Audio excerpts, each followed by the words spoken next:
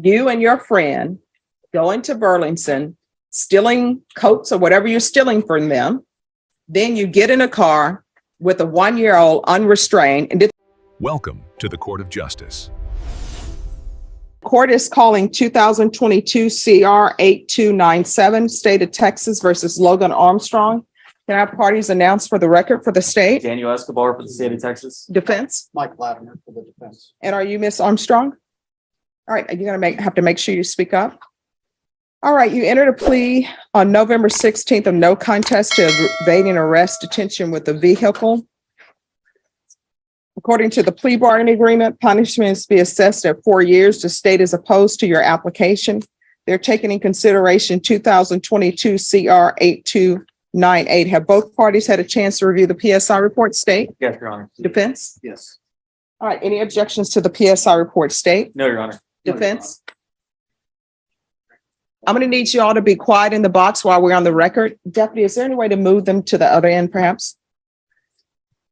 All right, state, do you have any witnesses? No, Your Honor. Defense, any witnesses? Only the defendant. All right, can you raise your right hand? Do you solemnly swear or affirm the testimony you give will be the truth and nothing but the truth, so help you God?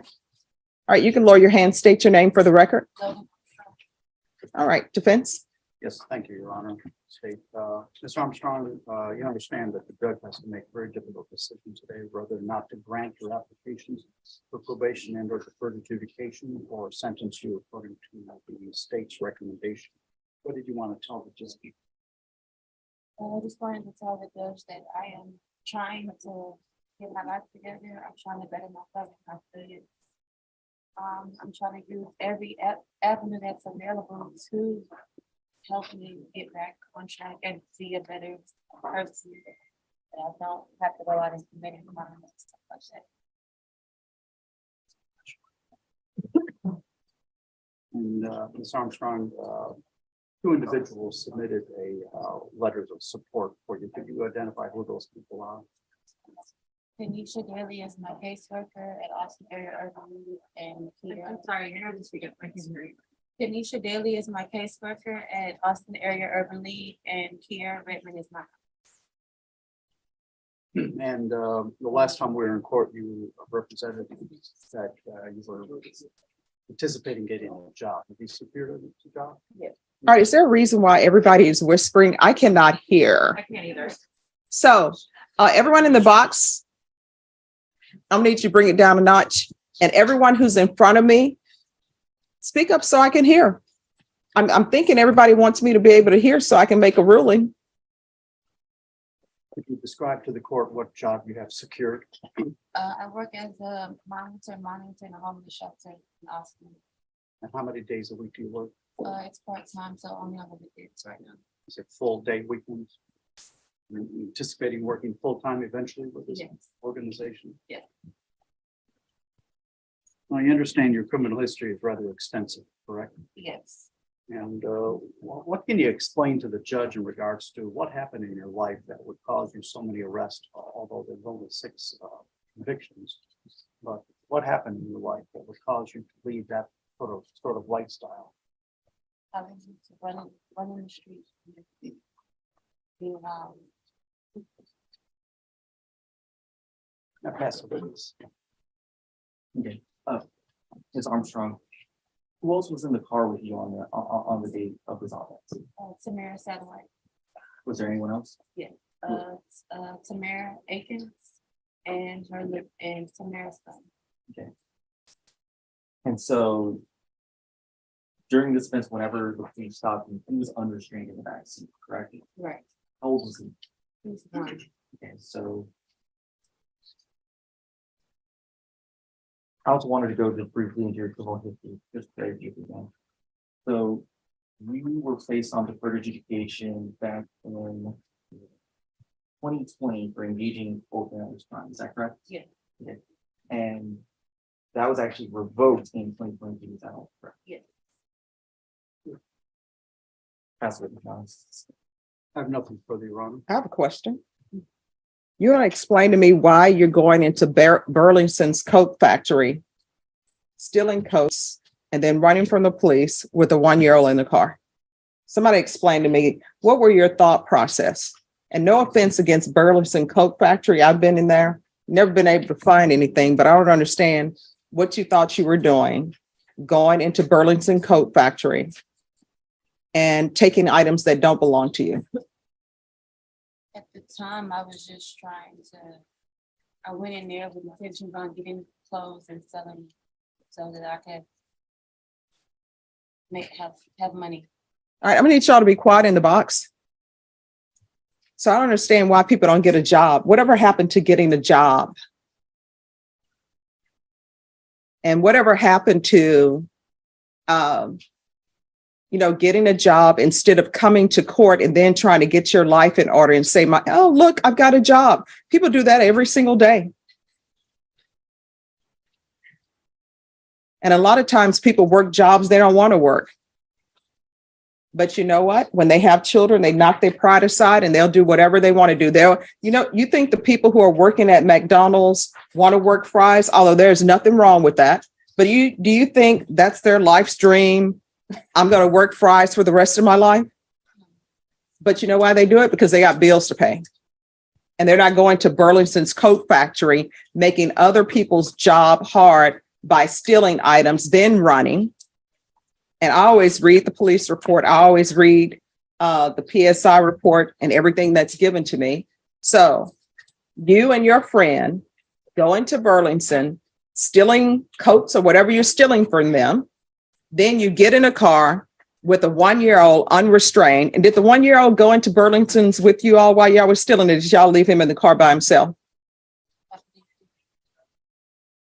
Well, I mean, it's not, I believe you either know or you don't know. Where was the 1-year-old? It was 3 people. One of them just walked away and police wasn't in contact. So the 1-year-old, did the 1-year-old come in Burlington's Coat Factory with you all?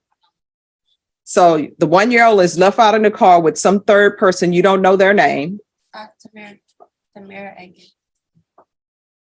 So you're the only person who went in Burlington Coat Factory to steal? No, it was 2 girls. Their both name was Tamara. Oh, okay. So then the other girl is out in the car, I guess the getaway car, for want of a better term, while y'all go in and steal coats. So explain to me, how did this plan happen? Were you all just sitting around the table and saying, hey, let's go steal coats from Burlington? How did you pick Burlington's Coat Factory? Why not Marshall's? Why not Ross? Why not Dress for Less? Why not the HEB? So explain to me how you all came up with a plan. Let's go steal coats from Burlington. It wasn't a plan. It was just at any moment. Oh, y'all just driving around like, hey, there's a Burlington. Let's go in there and steal. Is that the way you're telling me it went down? So how did it go down? I just went in and saw something and And what did you take? Tommy Hilfiger. All right. So you go into Burlington and you immediately grab the Tommy Hilfiger. Who requested the Tommy Hilfiger? All right. Any other questions? No. Done from the state, Your Honor. Okay. I'll hear argument. Your Honor, the defendant does have an extensive criminal history, including at least one revocation on the charges on probation on. In addition, facts of this case are pre-harrowing. She had a 1-year-old child in the backseat and she decided to elude police officers and try to drive away instead of just pulling over. The state would recommend that she do time in TDC. This has been something that's been escalating. It's been building up to this point. And at this point, she put someone in that car at risk who had no choice whether or not to be in that car. All right. And I'm assuming this engaging in organized crime is listed as a misdemeanor.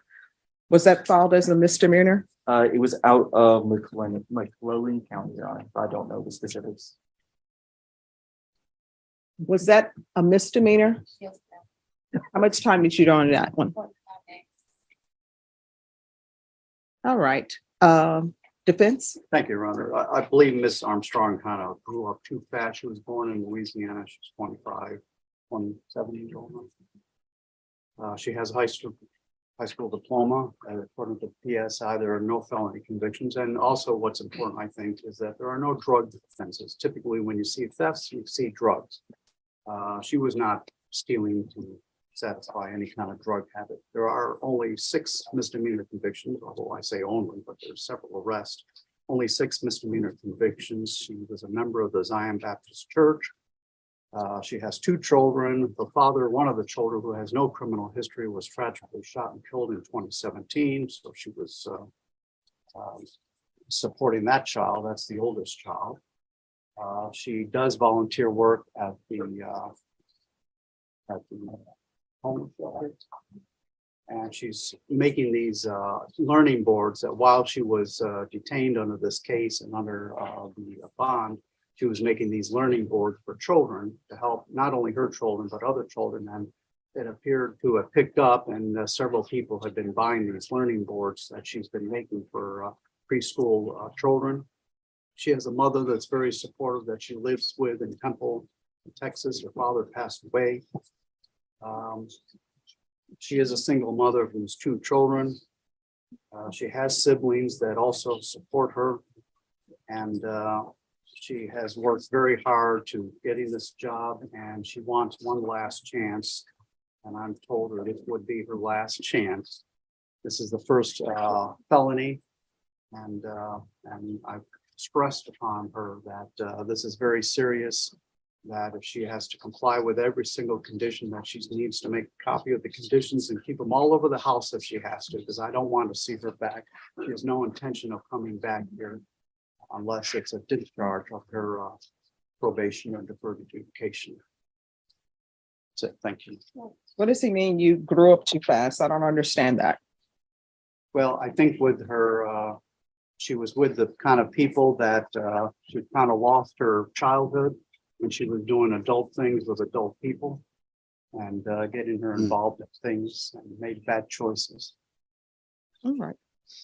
All right. This is what the court is going to do. The court is going to find you guilty, sentence you to 3 years in the prison, give you credit for any time served, taking consideration 2022 CR 8298. Court will retain jurisdiction. Showing you what's entitled Trial Court Certification of Defendant's Rights to Appeal. Did you review that document with your attorney? Did you understand it? Did you review that document with your? This is the document on that you signed the last time regarding no right to appeal. Did you review that with your attorney? Did you understand it?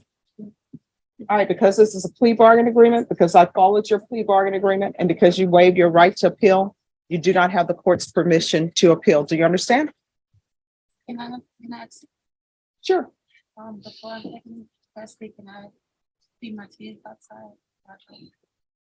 No, there are some security issues, so that can't happen. Who's outside with your children? My boyfriend. How long have you known this boyfriend? Almost 2 years. We have my youngest kid. No. The case of Logan Armstrong opens with the formalities of a plea bargain, but the atmosphere quickly shifts. Armstrong had pleaded no contest to evading arrest with a vehicle, a felony that carried a potential 4-year sentence. The real drama began when Judge Stephanie Boyd cut straight to the heart of the matter, demanding Armstrong explain why she was shoplifting coats from Burlington Coat Factory and then fleeing police with a 1-year-old child involved. Armstrong attempted to explain the situation, but Judge Boyd immediately highlighted her extensive criminal history, drawing a sharp contrast between people who work hard at jobs they dislike to pay bills and those who choose to steal. The defense, attorney Mike Latimer, painted a picture of a woman who grew up too fast, a single mother now securing employment and seeking a final opportunity to avoid a felony record. He presented letters of support and emphasized this was her first felony offense. However, prosecutor Daniel Escobar stood firm, recommending prison time in the Texas Department of Criminal Justice, TDC. He argued Armstrong's behavior was escalating and, most damningly, that she had put another person, the child in the car, at direct risk. This point hung heavily in the air. At the 59:41 mark, Judge Boyd delivered the critical punishment warning, informing Armstrong that the court could follow the state's recommendation. In a devastating blow to the defense's appeals for mercy, Judge Stephanie Boyd swiftly rendered her verdict. She found Armstrong guilty and sentenced her to 3 years in prison, with credit for time served, also taking a related case into consideration. The ruling was a direct rebuke of Armstrong's actions and choices. Judge Boyd emphasized that the decision to steal and then endanger a child during a police evasion was unacceptable, regardless of her personal circumstances. The session concluded with the formal waiving of appeal rights, sealing Armstrong's fate. This case is a stark example of Judge Boyd's no-nonsense approach, where claims of rehabilitation are weighed against the gravity of the crime and the protection of the public, especially the innocent.